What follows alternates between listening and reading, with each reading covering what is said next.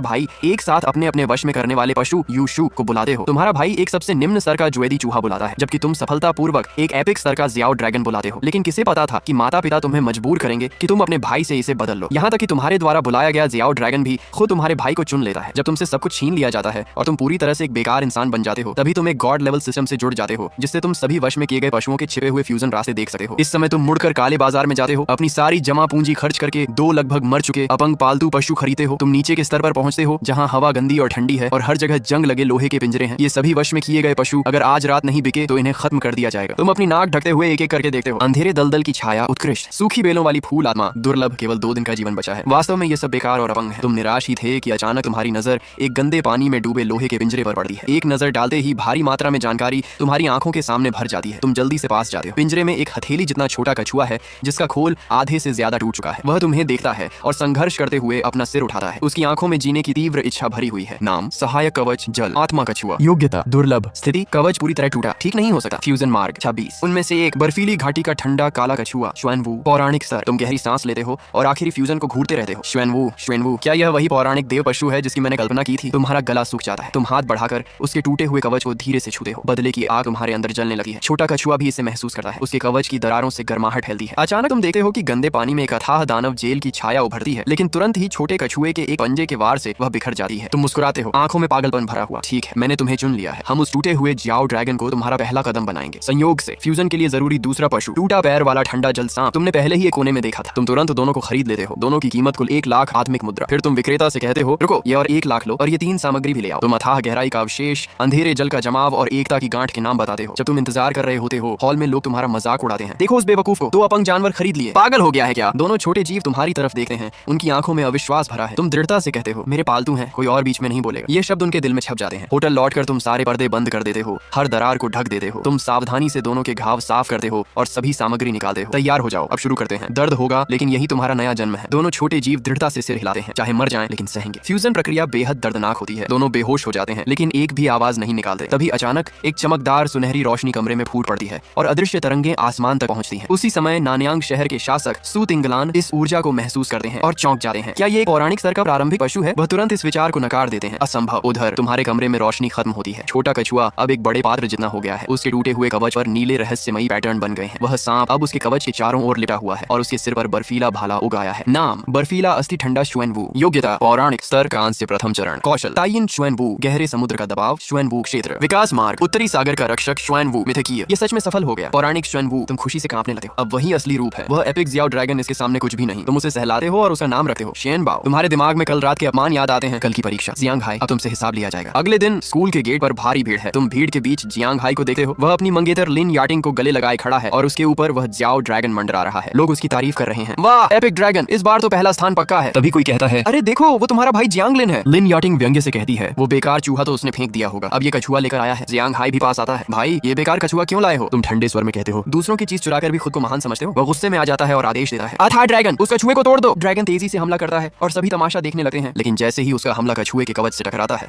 एक भारी आवाज गूंजती है। एक गहरे नीले रंग की जल ढाल अचानक प्रकट हुई, जिसने दानव के हमले को बिना किसी नुकसान के रोक दिया। पूरा मैदान हैरान रह गया और जियांग हाई तो बिल्कुल स्तब्ध था। ये असंभव है। तुम धीरे धीरे मुड़ते हो और ठंडी नजरों से उसे देखते हो। मुझे पहले से पता था कि यह बेकार इंसान चोरी छिपे हमला करेगा। जियांग हाई, जब बातों में नहीं जीत पाते तो हाथ उठाते हो। चलो तुमने शुरुआत की है, अब मुझे दोष मत देना। तुम पलटवार का आदेश देने ही वाले थे कि तभी घंटी बजती है। समय पूरा हो चुका था और नवागंतुक परीक्षा आधिकारिक रूप से शुरू हो जाती है। जियांग हाई मौका पकड़कर लिन याटिंग को लेकर प्रवेश द्वार की ओर भागता है। जाते जाते भी पीछे मुड़कर ताना मारता है, अंदर आकर देखता हूँ तुम कैसे हारते हो। तुम ठंडी हंसी हंसे हो और बेपरवाही से शेनबाओ को साथ लेकर अंदर चले जाते हो। परीक्षा के अंदर तुम एक घने जंगल में पहुंच चुके हो। शेनबाओ, इस बार हमें पहला स्थान हासिल करना ही है। शेनबाओ जोर से सिर हिलाता है। उसकी आंखों में लड़ने का जोश भरा हुआ है। जल्द ही तुम पहली राक्षसी प्राणी से टकराते हो, एक कांस्य स्तर द्वितीय चरण का ठंडर क्रो वुल्फ। अच्छा है, तुम्हारे जरिए शेनबाओ की ताकत जांच लेते हैं। तुम आत्मविश्वास से कहते हो, शेनबाओ श्वेनवू कवच। शेनबाओ आदेश मानता है। उसके चारों ओर गहरी नीली जल धुंध फैल जाती है। वह सीधे ही ठंडर क्रो वुल्फ के बिजली जैसे हमले को सह लेता है, यहाँ तक कि उसके दांत भी टूट जाते हैं। ताइन श्वेनवू, तुम फिर आदेश देते हो। शेनबाओ अपने मुंह से नीली धुंध निकालता है। एक चीख के साथ धुंध हटती है और जमीन पर केवल एक साफ सुथरा ऊर्जा अवशेष बचता है। एक ही बार में सीधे हत्या। तुम हंसी रोक नहीं पाते। शेनबाओ, तुम कमाल हो। तुम झुककर उसे गले लगाने जाते हो, लेकिन देखते हो कि वह रो रहा है। उसकी आंखें आंसुओं से भरी हैं और वह धीरे धीरे आवाज निकालता है। तुम तुरंत समझ जाते हो वह खुशी से रो रहा है। तुम्हें याद आता है कि कैसे वे दोनों पहले अंधेरी जगह में अपमान झेलते थे। कचरे की तरह बर्ताव होता था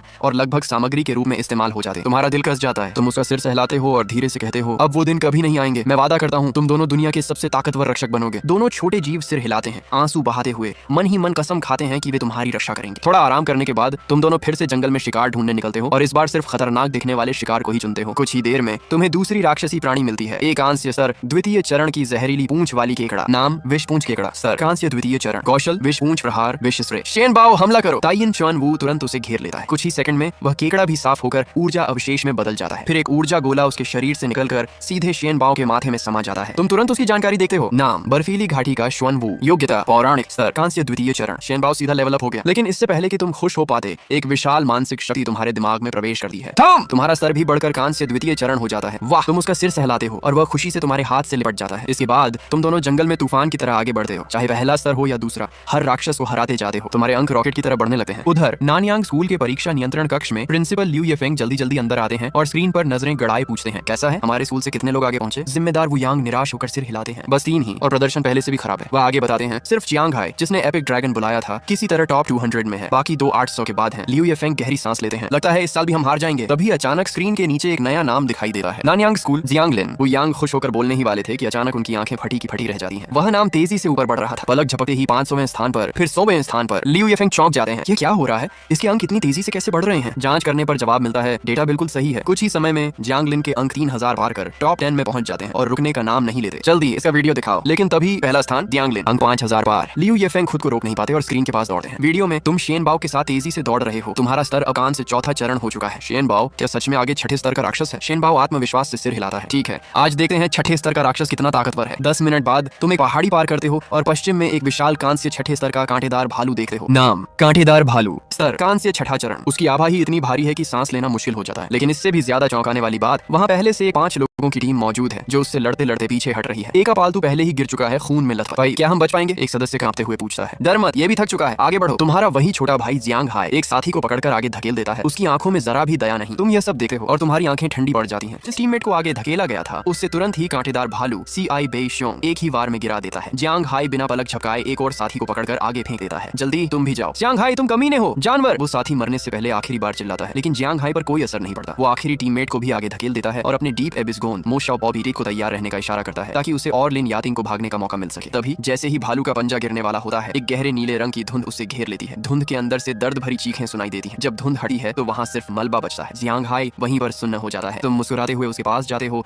और उसके चेहरे पर हल्के से थपथपाते हो। क्या हुआ? अब आवाज भी नहीं निकल रही? इसी समय भालू की ऊर्जा का गोला श्वान बाओ के माथे में समा जाता है और उसका लेवल सीधे ब्रॉन्ज लेवल 5 तक बढ़ जाता है। उसकी डीप सी प्रेशर की ताकत भी तुरंत बढ़ जाती है। जियांग हाई घुटनों पर गिर जाता है और लिन यातिंग तो सीधे दबकर जमीन पर गिर जाती है। कमीने, मर जा! जियांग हाई की आंखें लाल हो जाती हैं। उसका एबिस गोंद अपनी पूंछ हिलाता है और डार्क शैडो किल तुम्हारी ओर आता है, लेकिन हमला तुम तक पहुंचने से पहले ही शुआना बाओ की शुआनवू जेड द्वारा रोक लिया जाता है। जियांग हाई तुम वाकई बहुत निर्दयी हो। तुम ठंडी नजरों से कहते हो, यह जानते हुए कि वह सच में तुम्हें अपंग करना चाहता था। तुम गहरी सांस लेते हो और एक लात मारकर जियांग हाई को जमीन पर गिरा देते हो, फिर उसका चेहरा अपने पैर के नीचे दबा देते हो। तुम और तुम्हारे प्यारे माता पिता, क्या कभी सोचा था कि ऐसा दिन भी आएगा? जियांग हाई डर से चिल्लाता है, जियांगलिन ये ट्रायल फेस है, तुम किसी को मार नहीं सकते। मारना? मैं ऐसा नहीं करूंगा। तुम अपना पैर हटाते हो और उसके घायल एबिस गोंद की ओर देखते हो, लेकिन आज थोड़ा ब्याज तो वसूल करूंगा। शुआन बाओ उस कचरे को पकड़ कर रखो। तुम अपनी जेब से चाकू निकालते हो और सीधे उसके रिवर्स स्केल पर वार करते हो। उसे निकाल लेते हो। एबिस गोंद दर्द से चीख उठता है। नहीं जियांगलिन रुक जाओ! जियांग हाई पागलों की तरह चिल्लाता है। तुम हंसते हो और चाकू से उसके सिर पर उभर रहे सींग को भी काटकर निकाल लेते हो। तभी अचानक आसपास की जगह मुड़ने लगी है। पहला ट्रायल खत्म हो जाता है और सभी को बाहर भेज दिया जाता है। उसी समय मॉनिटरिंग रूम में लिu येफेंग गहरी सांस लेते हुए स्क्रीन को घूर रहे होते हैं। ये लड़का बहुत खतरनाक है। वो यांग डेटा अपलोड करता है और रैंकिंग फाइनल हो जाती है। पहला स्थान नानयांग मिडिल स्कूल जियांगलिन, दस्माइड 160 अंक SG लेवल। दूसरे स्थान पर सिर्फ 2600 अंक हैं। पूरे 8000 अंक का अंतर। लिu येफेंग का दिल तेजी से धड़कने लगा है। नानयांग शहर से पूरे अलायंस का एकमात्र SG पैदा हुआ है। तभी दरवाजा जोर से खुलता है और शहर के लॉर्ड सुटिंगलान अंदर आते हैं। प्रिंसिपल लिu, ये जियांगलिन आखिर है कौन? अलायंस हेडक्वार्टर से लगातार फोन आ रहे हैं। लिu येफेंग सब कुछ बताते हैं और स्क्रीन की ओर इशारा करते हैं। मैंने अपनी 60 साल की जिंदगी में ऐसा कभी नहीं देखा। सुटिंगलान स्क्रीन पर शुआन बाओ को देखते हैं। इतना छोटा कछुआ सांप और एक ही वार में छठे स्तर के भालू को मार दिया। दूसरा ट्रायल शुरू होता है। तुम एक बंद कमरे में पहुंचते हो। तुम पहले निकाले गए स्केल और सींग को जेब में रखते हो और ठंडी हंसी हंसते हो। जियांग हाई, अब तुम स्टार फायर यूनिवर्सिटी में नहीं जा पाओगे। तभी एक ब्रॉन्ज लेवल 2 रॉक पपेट तुम पर हमला करता है। शुआना बाओ खत्म कर उसे। शुआना बाओ डीप सी प्रेशर से उसे धीमा करता है और ताइन शुआनवू से उसे पिघला देता है। फिर एक एक करके और मजबूत पपेट आते हैं। आग बिजली सबको हराने के बाद आखिर में 10 पपेट मिलकर एक सिल्वर लेवल का विशाल पपेट बन जाते हैं। क्या मजाक है? तुम गुस्से से कहते हो। आखिरकार तुम हार जाते हो, लेकिन 10 मिनट तक जीवित रहते हो। मॉनिटरिंग रूम में सन्नाटा छा जाता है। जियांगलिन 332.867 अंक। SS लेवल सुटिंगलान दंग रह जाते हैं। SS लेवल ये तो हमने कभी सुना ही नहीं, क्योंकि इतने अंक पाने के लिए कम से कम लेजेंडरी स्तर का शुरुआती बीस्ट चाहिए होता है। तभी उन्हें 2 दिन पहले की ऊर्जा लहर याद आती है।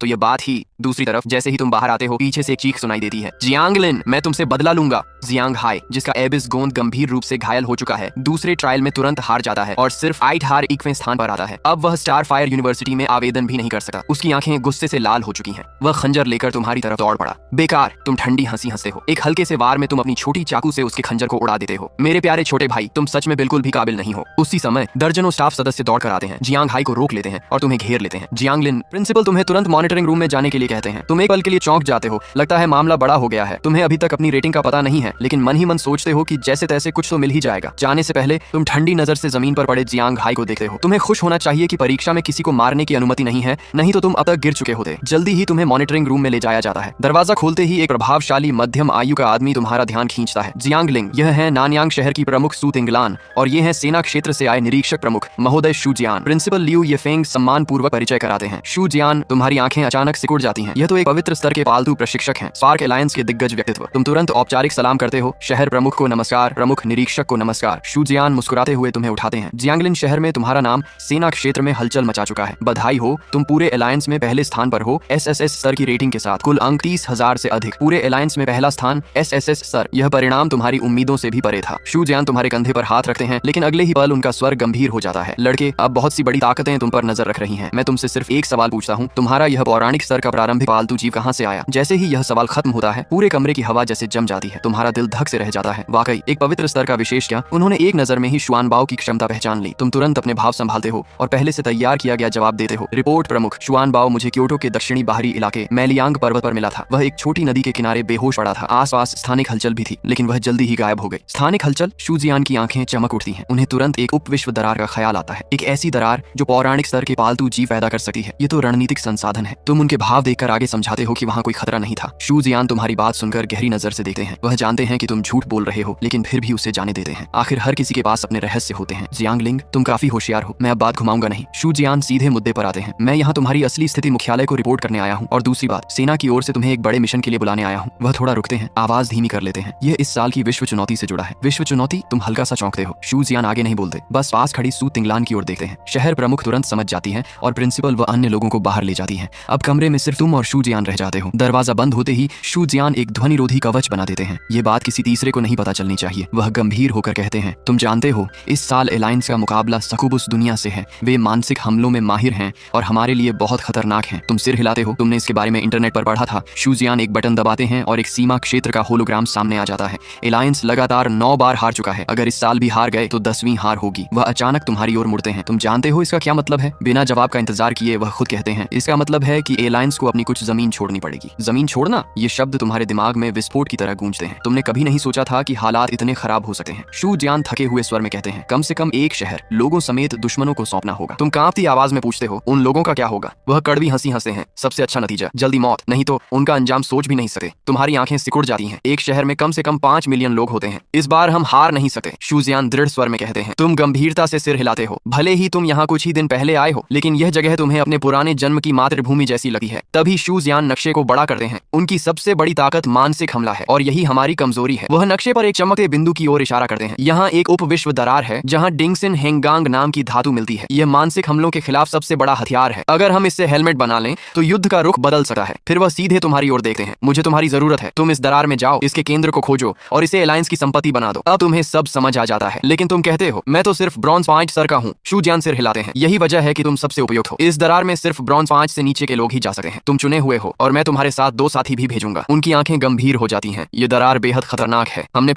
हम बहुत बार हार चुके हैं। जियांगलिंग, तुम ही एकमात्र SSS स्तर के हो। तुम ही आखिरी उम्मीद हो। केवल तुम ही यह कर सकते हो। जैसे ही ये शब्द खत्म हुए, शू जियान अचानक तुम्हारे सामने झुक गए और तुम्हें एक मानक सैन्य सलामी दी। बस तुम हाँ कर दो, चाहे अंत में सफल हो या नहीं। सेना तुम्हें एक विशेष गुण वाली महाकाव्य स्तर की जेड बीस्ट देने का वादा करती है। इनाम? ये शब्द सुनते ही तुम्हारी आंखें चमक उठी। इनाम है तो फिर इस बारे में बात की जा सकती है। और वैसे भी एक ऐसी दरार जो ब्रॉन्ज 5 स्तर तक सीमित है, वह कितनी खतरनाक हो सकती है। मैं जा सकता हूँ, लेकिन क्या? शू जियान तुरंत पूछते हैं। लेकिन उस महाकाव्य जेड बीस्ट के लिए मैं ज्यादा जोखिम नहीं लेना चाहता। तुम टेबल पर रखे कागज और पेन उठाते उठाते हो और तेजी से एक सूची लिख देते हो। प्रमुख शू, क्या आप ये चीजें मेरे लिए ला सकते हैं? ये सभी शू अनबाओ के विकास के लिए जरूरी सामग्री थी। तुम इन्हें इंटरनेट पर कहीं भी नहीं ढूंढ सकते थे, तो सोचा इस मौके पर देख ही लिया जाए कि सेना कितनी ताकतवर है। यिन यांग कैओस मछली, 10,000 साल पुराना खोखला दूध, उत्तरी सागर का पवित्र जल, उत्तरी तारा रेत। शू जियान सूची को देखते हैं, उनकी भौहें और सिकुड़ जाती हैं। इनमें से मैंने केवल उत्तरी तारा रेत देखी है। यह तो पौराणिक स्तर की सामग्री है। एलायंस के खजाने में इसकी सिर्फ एक बोतल है। वह सिर उठाकर कहते हैं, अगर तुम सच में इसे चाहते हो तो मैं तुम्हारे लिए आवेदन कर सकता हूँ। इससे इस मिशन का इनाम मान लो।